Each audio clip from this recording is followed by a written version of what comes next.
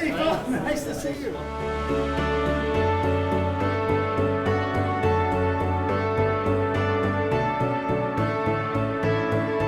Welcome to the Ringling Museum, one of the most beautiful places in Sarasota and beyond. Mixed among the happy couples getting their pictures taken and museum goers making the rounds is a group of men and supportive women who have gathered to learn more about prostate cancer. So we're just trying to make things happen. And David Morris is making things happen. He's the organizer of the event and the driving force of a group called Men to Men. Men to Men evolved into the Sarasota Prostate Initiative, a way to expand outreach, including into the African American community, where men suffer a 2 times higher rate of prostate cancer. Among the men here, 2 former mayors of Sarasota, Willie Shaw and Fred Atkins, as well as Tony Kenworthy, a retired dentist from Indiana who comes to the group's monthly meetings.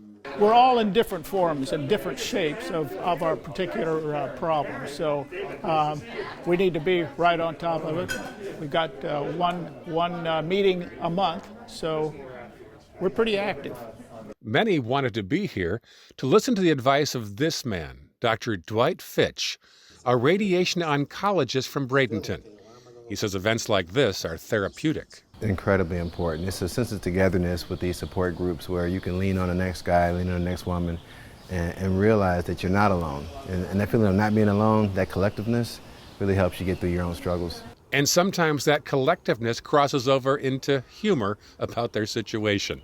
Where's the bathroom? I haven't heard that announcement yet. Some of these guys gotta go. Besides the obvious bonding taking place here, there's also some information being passed along by Dr. Fitch, including the fact that prostate cancer is not a death sentence. Oh yeah, prostate cancer is highly curable.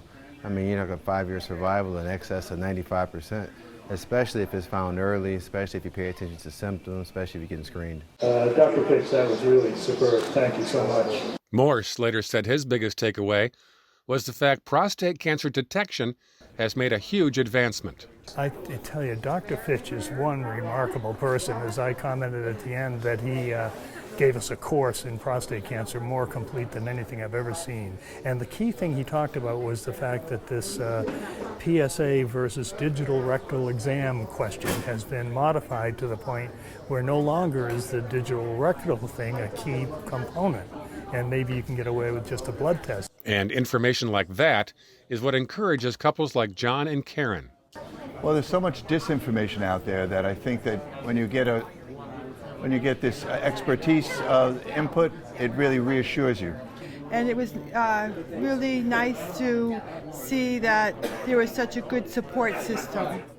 If the participants were hoping for some fellowship and some encouraging words about prostate cancer, clearly they got it this morning.